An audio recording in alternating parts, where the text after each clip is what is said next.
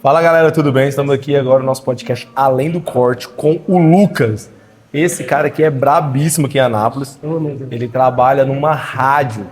Galera, é algo que eu quero saber se essa rádio também funciona, como é que funciona, quantas pessoas que ouvem. Esse cara também aqui, ele trabalha no coral, do maior coral daqui de Anápolis. O primeiro ou o segundo, né? Que tem a minha igreja também, né? Então fica difícil. Os dois são muito bons. A minha é da Assembleia de Deus de Anápolis, ele é da Madureira. Lucas, conta pra... Além disso, gente, ele é cantor. O cara é lotado a agenda dele. Ele vem aqui uma vez no mês, 40 dias, tanto que é lotado. Lucas, fala com a gente como é que funciona, como é que é ser um radialista ou você trabalha na rádio? Explica. Não, trabalho na rádio, sou gerente comercial de vendas. Então, tudo aquilo que entra na rádio, em forma de áudio, tudo que você escuta é vendido. Eu não sou radialista, mas já atuei em algumas partes do rádio, cantando jingles, participação de programas. A gente faz de tudo um pouco. Top. Também você é regente do coral da Almada? Isso, eu faço parte da liderança e da regência do Grande Umada, do Grande Congresso Umada, que acontece todos os anos em fevereiro. A gente fala aí do Congresso Umada, talvez as pessoas não sabem do tamanho, né? Você tem ideia de mais ou menos quantas pessoas que passam na Almada durante os 3, 4 dias? A gente, geralmente são 5 dias, né? 5 dias. A gente tem uma base de em torno de 15 mil pessoas. 15 das mil? dependências da catedral. Mas pode ser para mais ou para menos. Né? Nós tivemos um grande fluxo ali no dia da Cassiane, né? E acredito que no Comep também. Mas o fluxo é bem grande de pessoas participando. Loucura. E Tem fora o streaming, né? Você fala online, né? Isso, nós tivemos no ano passado com mais de 15 mil simultâneos. Então, pessoas assistindo a nossa transmissão. Loucura. Tem muito tempo que você trabalha nessa função? Há 4 anos na Rádio Imprensa. Mas no comercial em si tem 7 anos. A pergunta que eu fiz para você: existe pessoa que escuta rádio ainda, Lucas? Fala pro pessoal aí quantas pessoas que... Muitas pessoas. Inclusive, segundo o Ibope, não é nós que realizamos essa pesquisa, eles que nos passam, 70 mil pessoas escutam a Rádio Imprensa. 70 mil pessoas. E não falando só da rádio em si, mas da Rádio Imprensa, mas do rádio, ele é considerado um dos meios mais confiáveis no quesito de divulgação. As pessoas confiam muito mais no rádio, segundo as pesquisas, do que na própria televisão. Caraca, velho. Então tem muita gente. A minha geração, né, sou de 96, talvez é uma geração que não está acostumada a ouvir muito rádio, né? Que isso, eu sou de 95 e escutava, tem diferença de 1 ano só, cara. Cara, eu não lembro de me ver escutando rádio, assim. Eu escutava muito rádio na minha cidade, inclusive pedia músicas, né? Ligava cada hora com um nome diferente, para pedir a mesma música. Você não é crente, não. Mas a nossa geração é uma geração que migrou, né, vamos dizer, do rádio, daquelas coisas mais físicas, né, aquele encontro físico para o virtual. Então hoje tudo é virtual. A plataforma de streaming nos permite isso, por exemplo, Spotify, Deezer, mas ainda assim o rádio ele proporciona algo que as outras não conseguem proporcionar, que é o lúdico. As pessoas estão escutando e estão querendo saber quem é que está falando. Esse encantamento ele acontece pelo rádio. Sim. Você gosta de trabalhar na rádio, assim, né? De ser algo que talvez tem pessoas que acham que já passou, mas você está falando pra gente. É algo que ainda é muito atual ainda. Uhum. E também pra você deixar qual que é a frequência que fala da Rádio Imprensa? Isso. Qual que é a frequência? 104,9, Rádio Imprensa, a melhor. Eu não estava acostumado em trabalhar, somente ouvir rádio, né? Então, boa parte da minha jornada trabalhista foi através do comercial concursos. E quando eu entrei na rádio foi bem desafiador. Eu confesso que eu me apaixonei pelo rádio. Apaixonei pela forma como tudo acontece. Então hoje eu consigo entender como a televisão hoje trabalha também da mesma forma que o rádio trabalha, sabe? Cada inserção, cada comercial que você vê pós uma novela ou pós seja uma música que você esteja escutando, cada comercial, aquilo ali foi vendido, aquilo ali passou por um comercial e, de certa forma, ele conta histórias, né? Histórias de pessoas que estão tentando crescer no comércio, etc. Então, eu me apaixonei por rádio, me apaixonei pela imprensa, porque nós não somos apenas um veículo de informação, nós somos uma obra missionária. Amém. Então, várias vezes a gente se deparou com pessoas ligando, falando, olha, eu estou aqui prestes a cometer um suicídio. Várias vezes, sim? Várias vezes, isso é algo rotineiro. E as pessoas falarem, olha, o vizinho escutou, ou eu lembrei, ou alguma coisa aconteceu, de alguma forma eu tive acesso ao trabalho de vocês e eu senti paz. Caraca. E não é algo só para a Madureira, né? Nós não levantamos placa denominacional, a gente fala com todos que professam ou não algum tipo de fé. Sim. Então isso é apaixonante. Você vê que o seu trabalho impacta vidas ao ponto de pessoas na pandemia falarem pra gente aos choros, né, aos prantos. Vocês foram a minha companhia durante esse período de pandemia. Glória a Deus. Isso é algo que impacta as nossas vidas.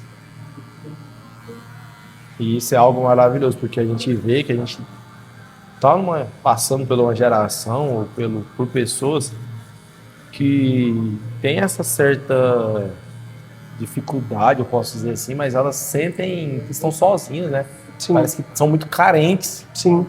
Nós somos uma geração, fazemos parte de uma geração que tem tudo e ao mesmo tempo sente que não tem nada. E esse vazio, ele precisa ser preenchido. Então muitas vezes as pessoas preenchem isso com comida, com lazer, com a rede social em si, mas a gente sabe que quando o propósito ele ganha, como eu posso dizer, uma proporção maior do que o próprio intuito do trabalho. Nós somos uma rádio comercial. Sim. Nós precisamos vender, mas ainda assim a gente não deixa o trabalho missionário, né? É importante você ganhar almas, ganhar vidas, sem forçar. Você não precisa seguir a Madureira, enfim, você precisa entender que o caminho é Jesus e que Ele é a verdade, a vida, e ninguém chega a Ele ninguém chega ao Pai se não for por Ele. Sim. Aqui, quando você fala assim, eu me lembro muito de uma das moças aqui, a barbeira nova, e aí eu tava falando pra ela, né, que muitas das vezes eu orava na minha cadeira, né, antes de começar o trabalho, durante o dia, porque eu não tinha cliente, e eu falava pra Deus, eu te entrego essa cadeira, quero que o Senhor me mande os meus clientes, aqueles clientes que o Senhor quer que eu tenha compromisso, que eu converso, que eu falo do Senhor pra eles. E quantas vezes também eu já escutei casos de pessoas que estavam se separando, pessoas que eram, tipo assim, às vezes estão desistindo da vida, hoje casaram com alguma pessoa lá da igreja, lá, ou escutaram uma palavra, falaram, Paulo, hoje eu saí daqui melhor, sabe? Aí você fala, cara, aí seu corte foi de graça? Não, porque eu entendo que eu estava fazendo o meu trabalho. Mas o reino de Deus está dentro do meu trabalho, né? Então uma coisa não anula a outra. É porque muitas vezes a gente acha que é tudo separado na nossa vida, né? Sentimental, profissional, igreja, Deus aqui.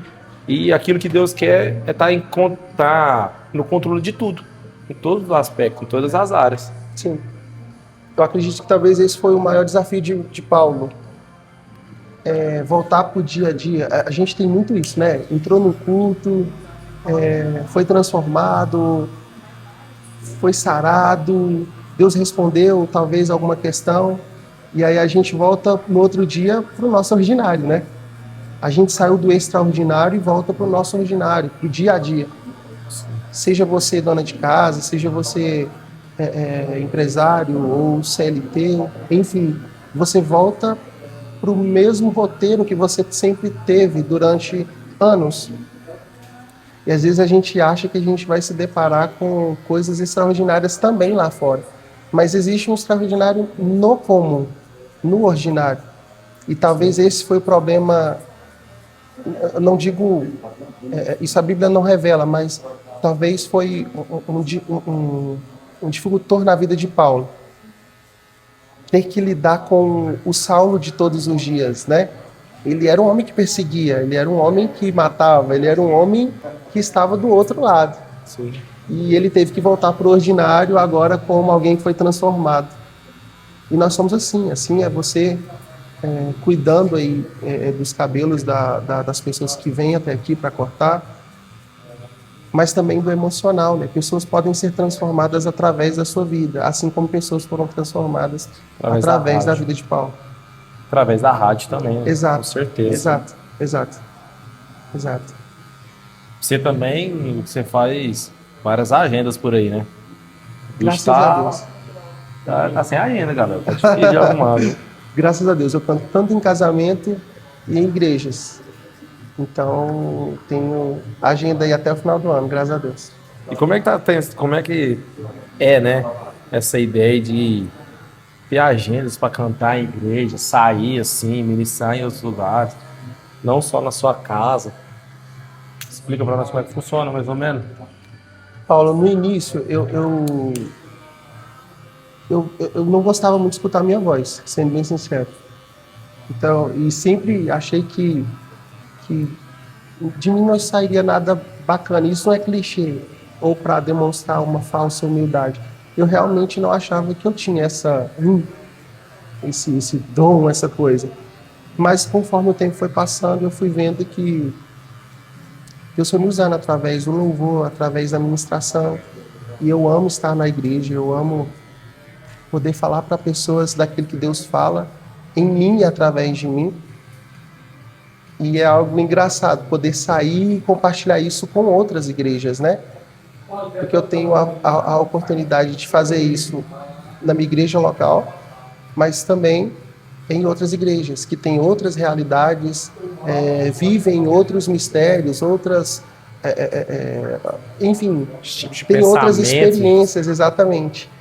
Mas eu também apaixonei por isso, por poder levar a palavra através do meu dom em outros lugares também. Não só igrejas, mas eventos, né? Eu já participei de alguns eventos públicos, ou até mesmo eu tive uma experiência esse final de semana, eu nunca pensei que eu teria isso na minha vida, mas eu fiz uma serenata, você acredita? Como é que foi? Me chamaram para participar de uma serenata lá na casa da minha sogra, e eles têm esse trabalho de fazer serenata para a igreja. É uma cidade pequena, né? Então, a gente saiu e visitou três lugares. E aí eu lembro que nós estávamos cantando na penúltima casa, e uma senhorinha que a gente tinha pedido informação, ela parou na rua e ela estava escutando a gente cantar. Então ela, chorando, ela veio pedir, falou assim, ora por mim também, canta por mim também. E a gente parou ali na hora e cantou para ela na rua e orou por ela. E caramba, quão poderoso é isso, né? Às vezes as câmeras não filmam, talvez as pessoas nunca vão saber, mas quão impactante foi na vida daquela pessoa. Foi a última vez, provavelmente, que eu vi aquela pessoa. E de alguma forma Deus me ajudou a impactar. Exatamente. Mesmo que você corte o cabelo de alguém uma única vez, você vai impactar ela, seja positivo ou negativo. Com certeza. Às vezes as pessoas que não sabem, você é casado, tem uma filha, tem uma... E tá vindo um bacurizinho agora. Sério? Sim, graças a Deus. Rapaz, crescer e multiplicar. Sim. Tem um testemunho também, o que arrepiar, que às vezes a pessoa fala assim, né, eu quero ser usado por Deus, quero ser utilizado por Deus. Sim. Mas não sabe o preço que tem isso, né? Sim. Olha, eu acho que a gente, às vezes, é como Jó. A gente escuta muito falar de Deus, seja na igreja, seja nas plataformas, mas a gente ainda não viveu coisas grandes com ele, né? E quando a gente tem a oportunidade de viver coisas grandes com ele, a gente vê o tamanho do poder e da graça dele sobre as nossas vidas. Nós não somos merecedores. E ainda assim ele olha para nós com amor e nos concede bênçãos. Tanto eu quanto a minha esposa, a gente tem testemunhos separados de vitórias, de lutas e de milagres nas nossas vidas. Mas nós vivemos juntos. Um dos maiores milagres até hoje foi a cura da nossa filha, né? Nós recebemos um prognóstico em um dos ultrassons que ela de uma possível patologia. Então nós iríamos para um segundo ultrassom para estudar a patologia. E ela tinha 3 hérnias inguinais, que fala. Hérnias inguinais. E ela tinha também um espaçamento bem grande no crânio, que caracterizaria como ou hidrocefalia ou síndrome de Down. Só que ainda assim nós somos, como qualquer outra pessoa, falhos e eu lembro que nós ficamos 30 dias mais ou menos sem conversar sobre esse assunto em casa. E aí eu lembro um dia em casa, que na verdade no trabalho, não sei quem conhece o pastor Sinomar, ele contou um testemunho de uma mulher que aceitou Jesus e ela foi a última vez que ela foi praticamente para a igreja, né?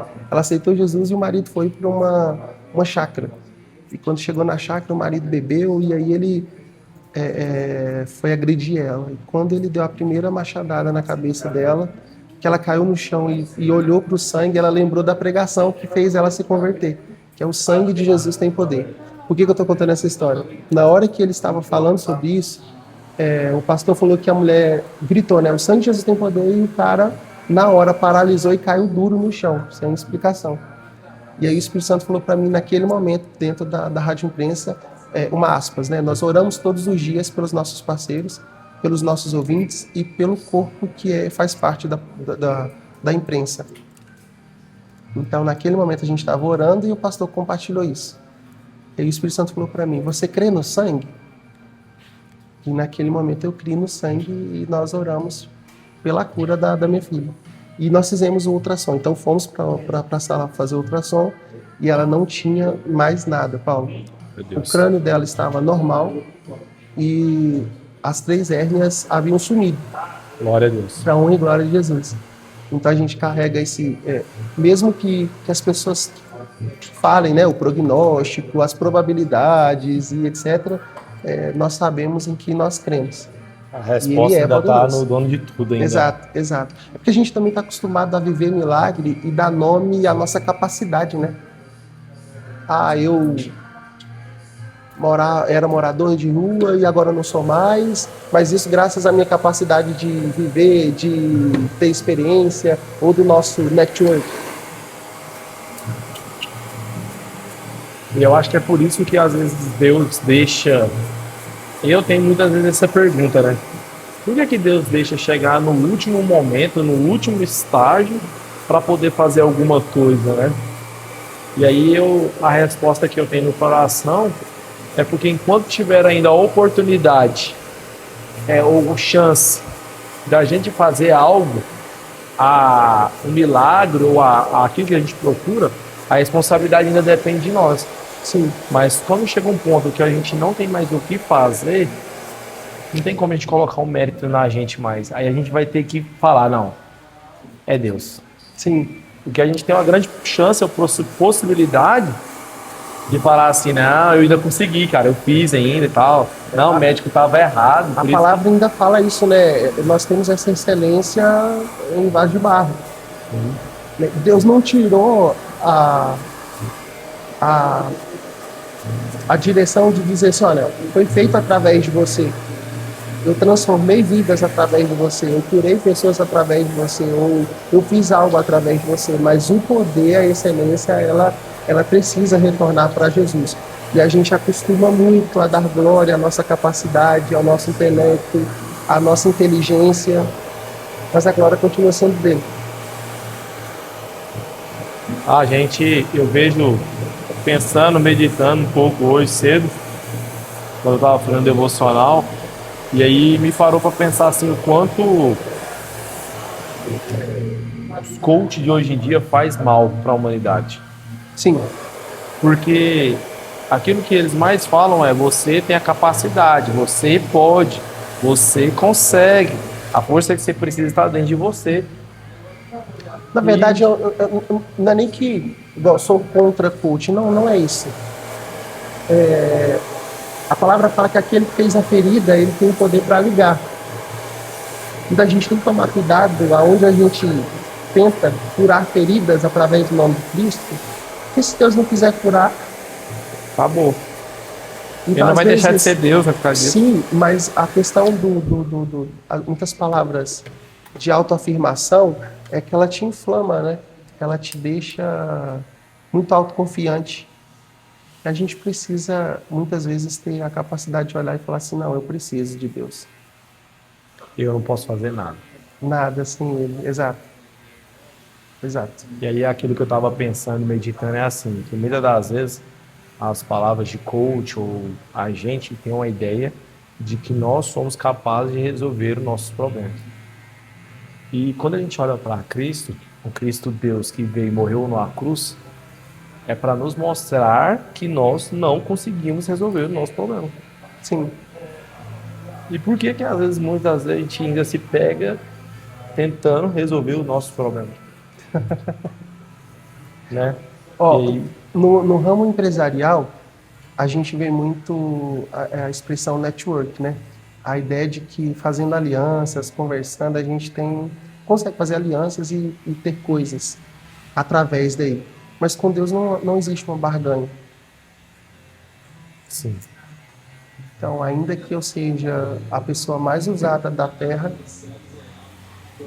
eu pereço, né? E preciso da vontade dele e da soberania dele sobre a minha vida. sim.